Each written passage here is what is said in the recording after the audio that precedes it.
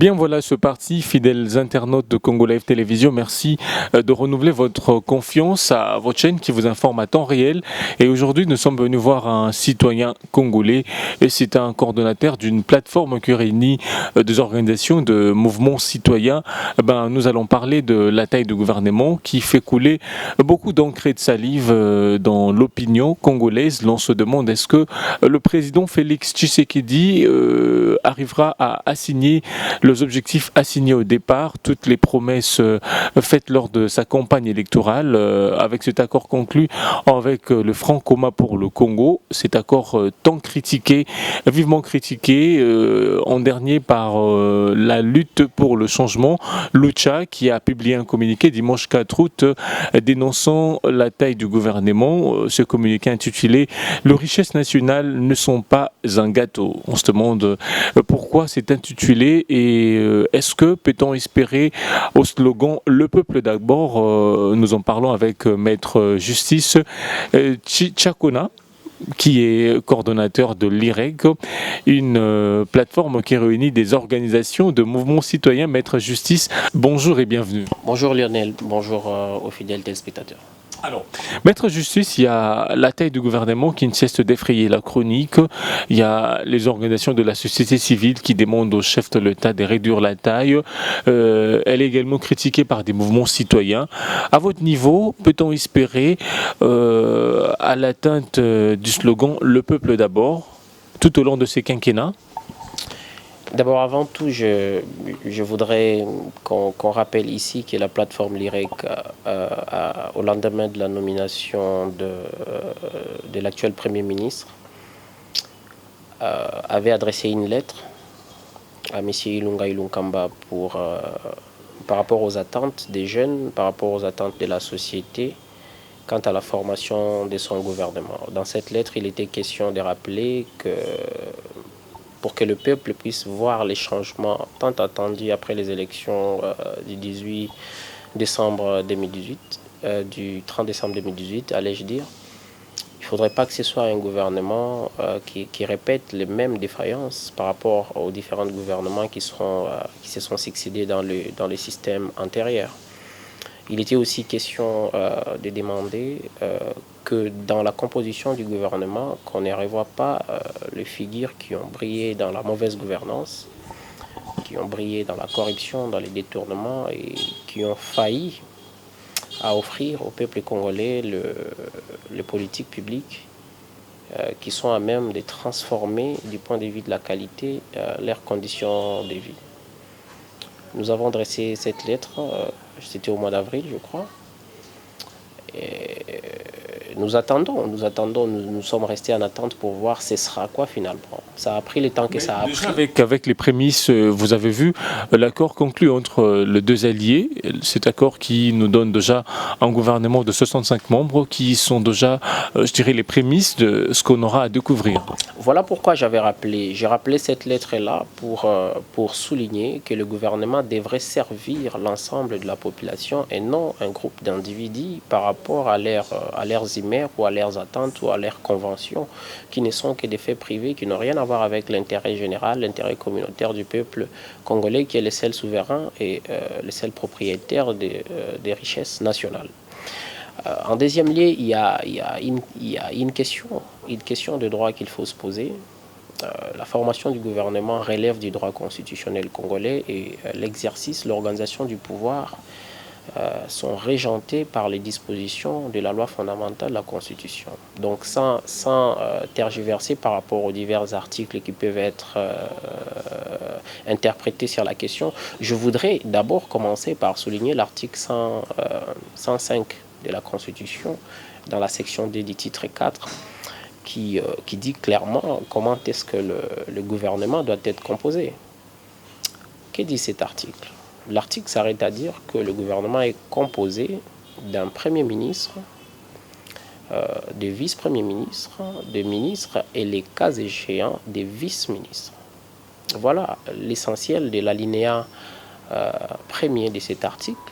Et l'alinéa deuxième ne donne pas malheureusement la limite inférieure ou la limite supérieure de combien un gouvernement doit avoir comme membre. ce qui est différent, par exemple, avec certaines dispositions qui fixent la composition des gouvernements provinciaux. Ça veut dire que déjà à la base, il y a une faiblesse légale qui doit attirer l'attention de tous les acteurs impliqués dans le système de gouvernance en RDC. En deuxième lieu, il y a toute une question politique derrière ça. Vous avez souligné les besoins qui animent les acteurs politiques pour trouver les équilibres entre les différentes familles politiques, notamment la famille politique de l'actuel chef de l'État, ainsi que la famille politique des chefs de l'État honoraires, si je dois le dire comme ça. Il se pose là la question de savoir si la formation du gouvernement doit s'arrêter à satisfaire certains individus qui appartiennent à ces familles politiques ou doit se soucier de la satisfaction de 80 millions de Congolais. C'est comme si on planait. J'aimerais dire, c'est comme si vous ne parlez pas le même langage avec les mouvements citoyens qui ont dénoncé tout haut déjà cette dessin des 65 membres, 42 francs communs pour le Congo, 23 du Cap pour le changement. De votre côté, c'est comme si vous êtes réticent. Suivez-moi très bien. Je suis en train d'arriver. Je voudrais retracer toutes les considérations à prendre en compte dans une analyse avant d'arriver à ce que vous êtes en train de dire. Je disais tantôt, il est question de savoir si la formation du gouvernement doit satisfaire un groupe d'individus appartenant à des castes politiques ou doit satisfaire plutôt les 80 millions de Congolais qui attendent de vivre un vrai changement après les élections passées qui ont offert à ces pays la première alternance politique.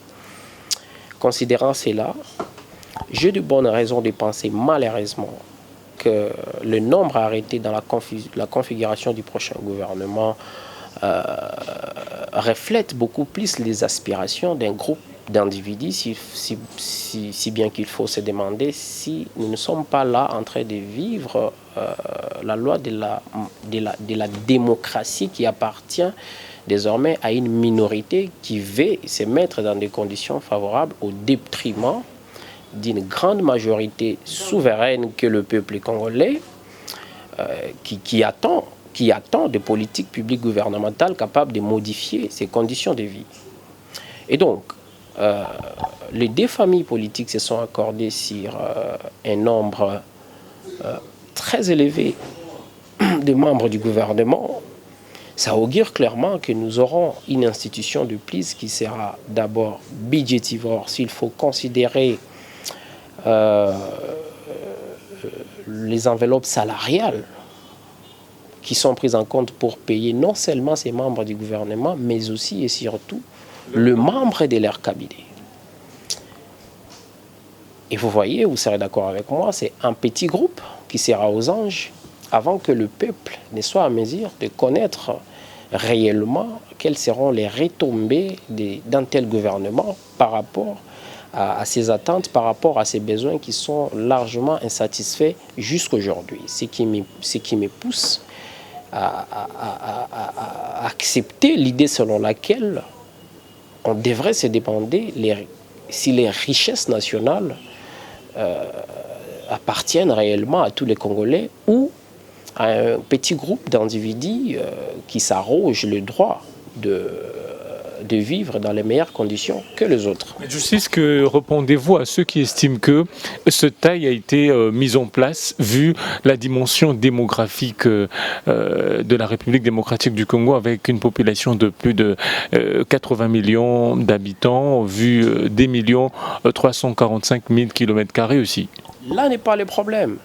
Le nombre... Il faudrait aussi de multiplier, essayer de scinder d'autres institutions pour très bien améliorer la situation de la population. Écoutez, la République démocratique du Congo a une histoire dans le passé, une histoire de sa gouvernance. Nous avons eu des gouvernements, pléthoriques avec beaucoup de membres, mais il faut se poser la question par le passé, à quoi ont servi ces gouvernements pléthoriques avec beaucoup de membres. Nous avons eu aussi des gouvernements qui n'avaient pas beaucoup de membres. Il faut faire une comparaison pour voir. Si réellement l'augmentation du nombre des membres du gouvernement avait une incidence positive sur le vécu quotidien du Congolais, sur les paniers de la ménagère dans notre pays. Je ne pense pas, et je n'ai pas de raison de douter là-dessus, que l'augmentation de ces nombres avait pour mobile de répondre à la grandeur ou aux besoins de la population. Je ne pense pas. Je suis certain, sans peur d'être contredit, qu'il était la question d'ouvrir l'éventail pour pouvoir satisfaire à des individus qui veulent à tout prix appartenir dans la configuration du prochain gouvernement. Alors, et là, il y a un souci majeur, je le disais tantôt, qui se pose parce que déjà en dehors de ce gouvernement, vous serez d'accord avec moi qu'il y a d'autres institutions qui sont déjà budgétivores, mais personne ne se pose la question. Comme quelle institution, la présidence, voudriez-vous dire?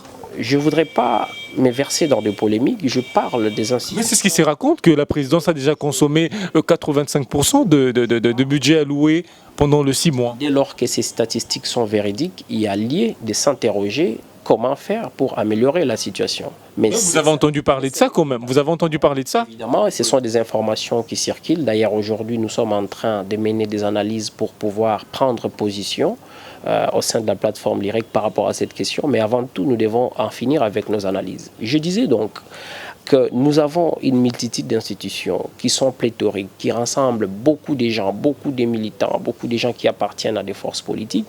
Mais il est question de se demander, évidemment, si ces institutions sont fortes, sont efficaces, sont efficientes pour répondre aux aspirations de la population. Les cas du prochain gouvernement n'est qu'un ajout par rapport à une situation qu'on connaît déjà. Les changements que le peuple congolais attendait après les élections devraient commencer par ces choses-là. On devait commencer par là. Pourquoi on devrait avoir un gouvernement de 65 membres? Pourquoi? Il faut se poser cette question. Pourquoi? Est-ce que le peuple congolais a besoin d'avoir autant de ministres? Oui, le pays il est grand. Oui, il y a une diversité des secteurs de la vie nationale qu'il faut gouverner. Mais est-ce que pour gouverner ces secteurs, on a besoin de multiplier les ministères? Je ne pense pas. Je crois qu'il est des attributions ou des secteurs de la vie nationale qui peuvent être joints, qui peuvent être mis ensemble et gouvernés par un ministre, par exemple. Par un ministre. Il y a des ministères qui ont même des vice-ministres. Donc, ça veut dire que s'il y a peut-être un nombre assez élevé d'attributions dans vous estimez qu'il faut compresser la taille? Parce qu'on a joint les attributions au sein d'un seul ministère, je pense que les vice-ministres sont là pour pouvoir co-agir avec le ministre afin que toutes les attributions puissent trouver satisfaction. La solution ultime ne serait pas de multiplier le nombre de ministères pour ne pas tomber dans des acteurs, dans des cas où il y aurait des actes qui seraient en train de rien faire comme travail, mais qui vont coûter cher aux institutions de l'État, au budget de l'État. Pourquoi on voudrait avoir des institutions budgétaires Maître Justice, s'il vous plaît, alors je ne voudrais pas couper la parole. Je voudrais juste reposer encore une question. Quelle relation faites-vous entre l'effectif du gouvernement et le mode de gouvernance? Parce qu'il y a des gens qui se disent qu'ils soient 70 ou 100 membres du gouvernement, quel que soit le nombre de portefeuilles, ils vont obéir à la parole de Félix Tshisekedi, au principe de Félix Tshisekedi de bonne gouvernance. Quelle relation faites-vous entre ce taille du gouvernement et les modes de gouvernance? Avant de répondre à cette question, je voudrais rappeler qu'au terme des dispositions de la Constitution, le gouvernement est là pour mettre en œuvre, pour réaliser la politique inspirée par le chef de l'État. Quelle relation entre la taille du gouvernement et les modes de gouvernance? Moi, je voudrais plutôt répondre à la question de savoir quelle serait la référence pour les acteurs du prochain gouvernement afin de répondre aux défis de développement de notre pays. Et là, le maître mot serait la bonne gouvernance. Dans les maîtres mots de la bonne gouvernance, il y a tout. Nous voulons une gouvernance basée sur le droit, les respects du droit. Et d'ailleurs, pléthorique et assurer cette bonne gouvernance. Je suis en train de venir à vous, mais je rappelle d'abord que la bonne gouvernance voudrait que ce soit une gouvernance basée sur les respects du droit, et donc la restauration de l'état de droit qui est même prônée par le président de la République, une gouvernance qui soit participative, qui implique tous les acteurs, gouvernementaux comme non gouvernementaux, dans le processus de développement. Il faut que ce soit une gouvernance qui se préoccupe des besoins d'intérêt général, qui se préoccupe de la conception, la réalisation, l'évaluation des politiques publiques capables de transformer du point de vue de la qualité la vie des Congolais. Mais il faut quitter ces carcans des principes de bonne gouvernance pour considérer également les conditions dans lesquelles ce gouvernement est en train de se former. Il faut voir les conditions sociales.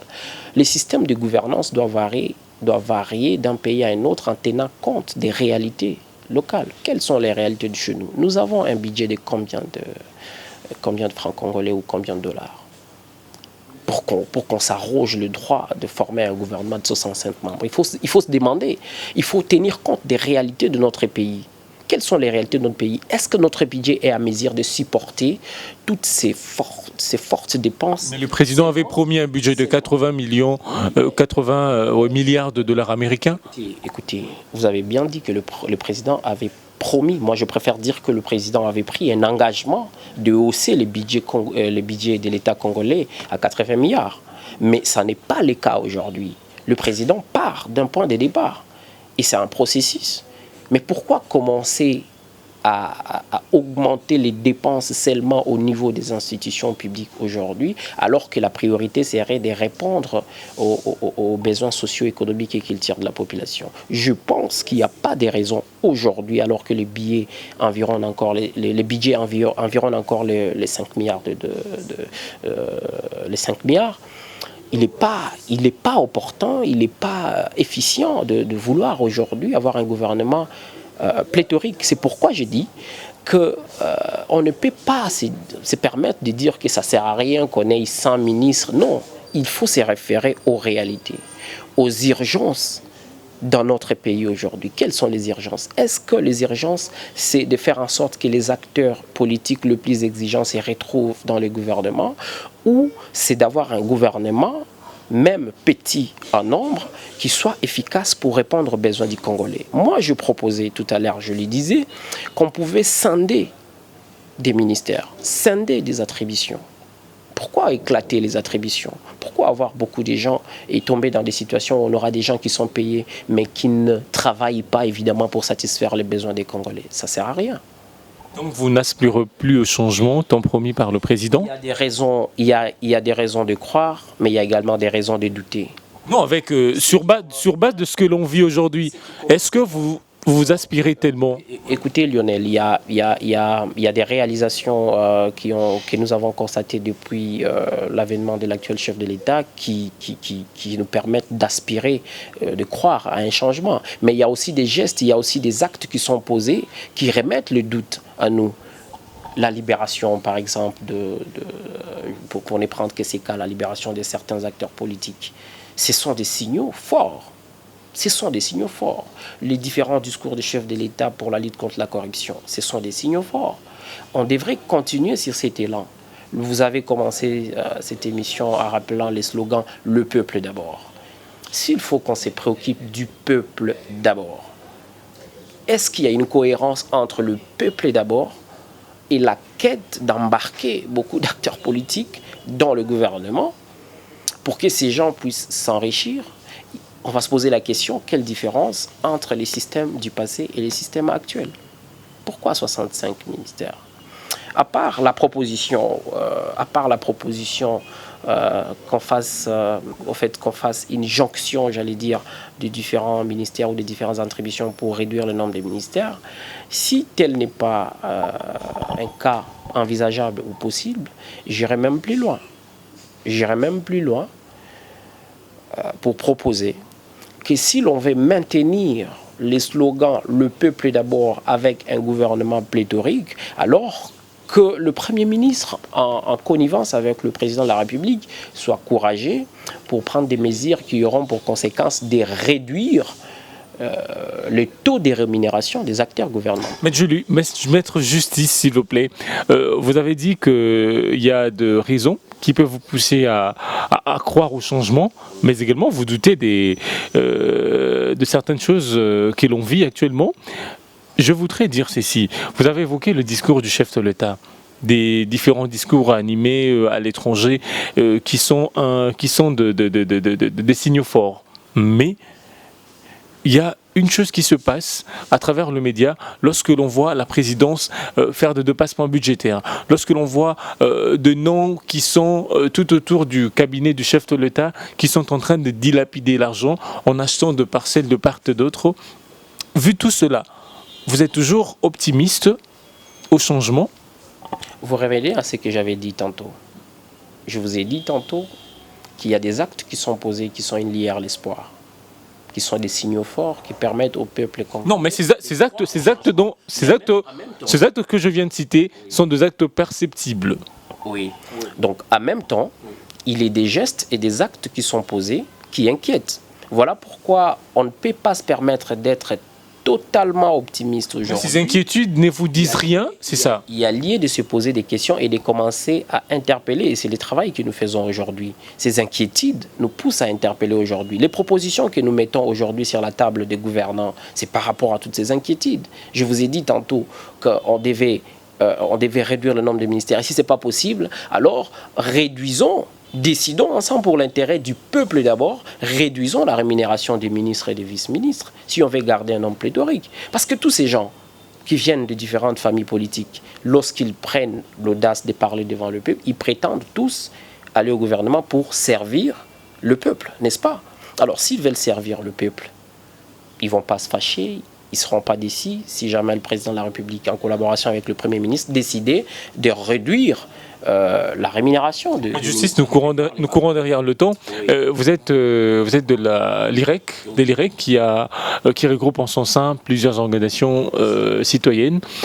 Est-ce que, par rapport à la formation du gouvernement, voudriez-vous aussi être intégré dans ce gouvernement, vu que vous avez aussi contribué à l'alternance pacifique au sommet de l'État, le mouvement citoyen? Écoutez, nous ne sommes plus dans une période de transition, nous ne sommes plus dans une période de crise de gouvernance. Aujourd'hui, nous sommes là dans un système de gouvernance qui sera issu des élections qui ont été organisées avec l'actuel chef de l'État et le gouvernement qui sera composé sur base de la configuration au Parlement. Nous sommes acteurs de la société civile. Notre rôle premier, c'est de surveiller l'action politique pour être sûr que cette action va permettre l'amélioration des conditions de vie de la population. Et donc, à ce titre, il serait moins envisageable pour nous de prétendre entrer dans le gouvernement. Mais si jamais, par exemple, le président de la République ou le Premier ministre voudrait recourir à un certain nombre d'expertises au sein de la société civile, je crois qu'il y a une multitude de façons de le faire sans être obligé. C'est-à-dire, cette façon-là, c'est quoi? Voyez-vous, il y a beaucoup d'institutions de l'État qui viennent en appui au gouvernement. On ne peut pas aider le gouvernement en étant que ministre ou vice-ministre.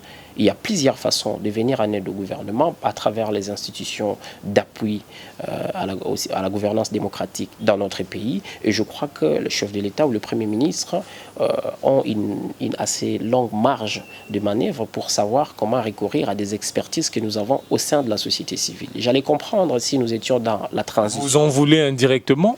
Non, je suis en train de vous dire Quand vous dites qu'il faut, il y a des institutions, d'autres institutions d'appui pour participer à la gestion du pays, mais je me demande, vous en voulez, mais de manière indirecte quand même. Mais écoutez, nous sommes avant tout congolais. Si nous avons de l'expertise à donner dans les différentes institutions autres que le ministère pour s'assurer que le système de gouvernance va servir le peuple congolais, nous sommes disposés à mettre cette expertise au service du peuple congolais. Mais nous ne sommes pas obligés d'attendre à être ministre pour le faire. D'ailleurs, ce que nous faisons déjà aujourd'hui, c'est pour l'intérêt du peuple. Parce que vous avez des financements, des part et d'autres? Non, écoutez, les accompagnements, les financements tels que vous les dites ne conditionnent pas nos actions.